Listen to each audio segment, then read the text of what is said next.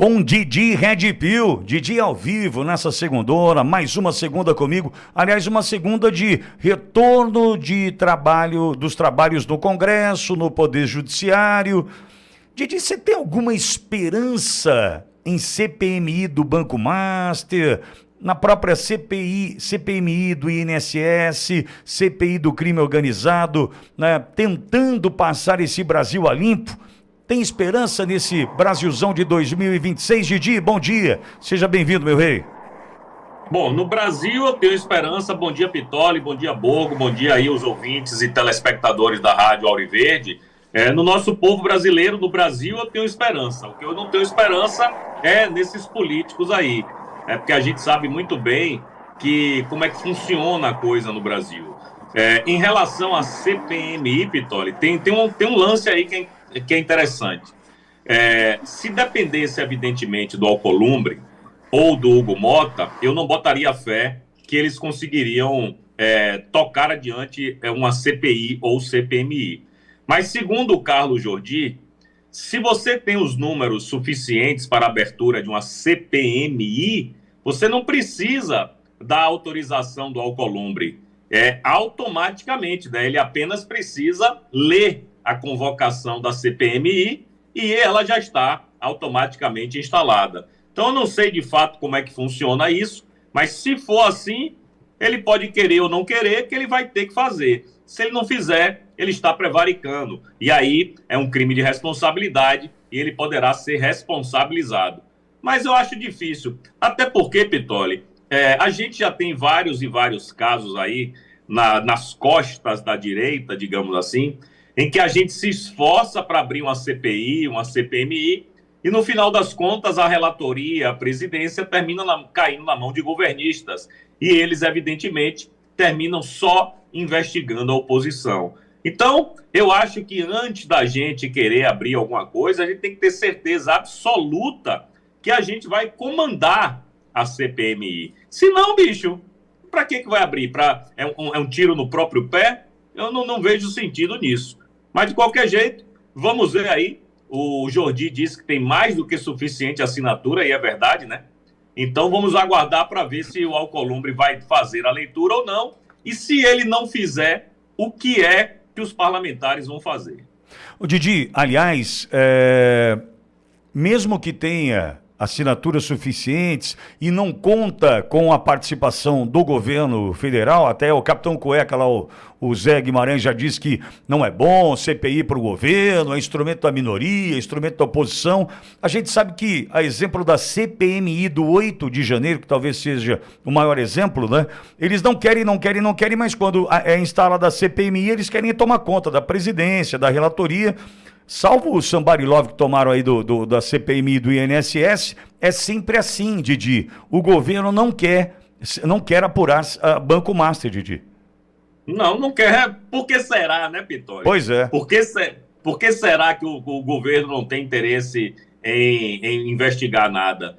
Não foi só o capitão Cueca, não. O próprio ministro da Fazenda, Fernando Haddad, deu declaração dizendo que não quer que a CPI seja aberta, ou CPMI, ou sei lá, qualquer veículo que possa ser utilizado para investigar, porque ele sabe o que é que eles fizeram no verão passado, rapaz. O PT sabe muito bem, o Centrão sabe o que eles fizeram.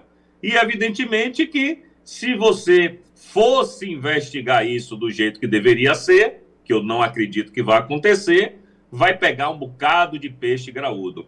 E é por isso que eu acho que não vai para lugar nenhum, Pitoli. Sabe por quê? Porque quando tem muita gente envolvida, em todas as esferas da sociedade, judiciário, executivo, legislativo, tem muita gente desses três poderes envolvido até o talo, não vai dar nada, cara. Se fosse um pouquinhozinho aqui, outro ali, outro acolá, você até poderia pensar em que uma CPI pudesse ser instalada. Mas nessa situação, onde tem talvez dezenas de deputados, senadores, ministros de altas cortes do Brasil, ministros de Estado, eu acho que aí é muito difícil realmente que a coisa ande. Mas a esperança é a última que morre, né? Mas enfim.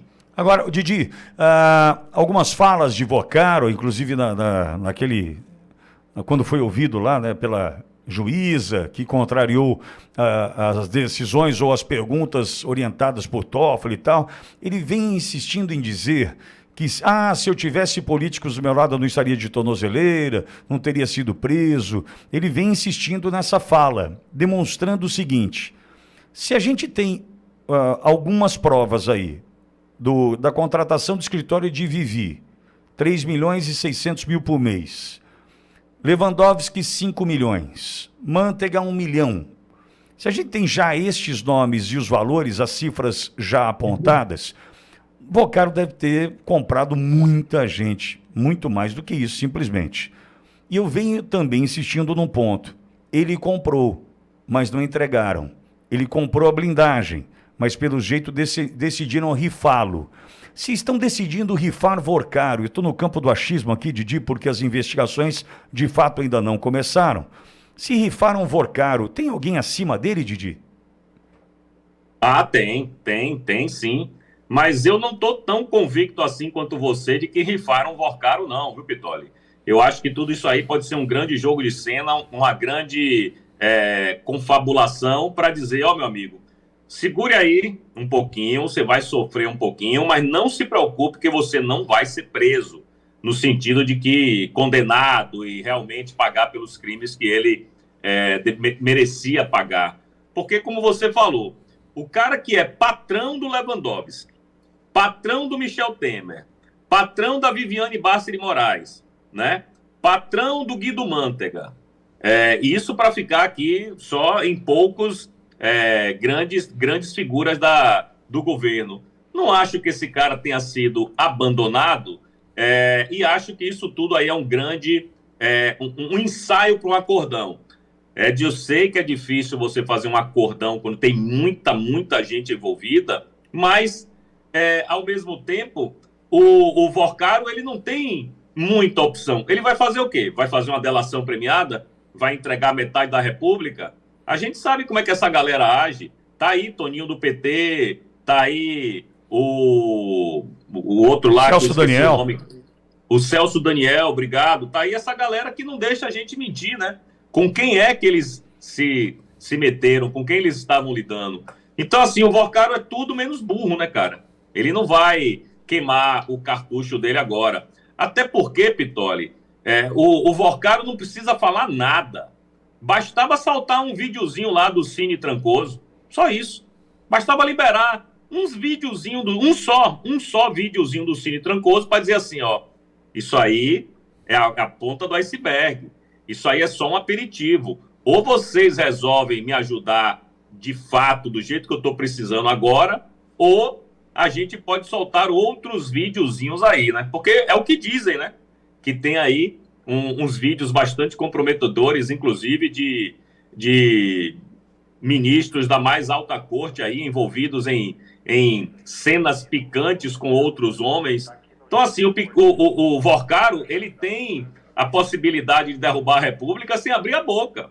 Basta mostrar um videozinho. Se vai acontecer ou não, eu não sei. Mas eu acho que, no final das contas, vão livrar a cara dele aí, como fizeram com o Joesley e o Wesley Batista, que tem aquele famoso vídeo, né? Aquele áudio, onde ele diz, nós não vai ser preso mesmo.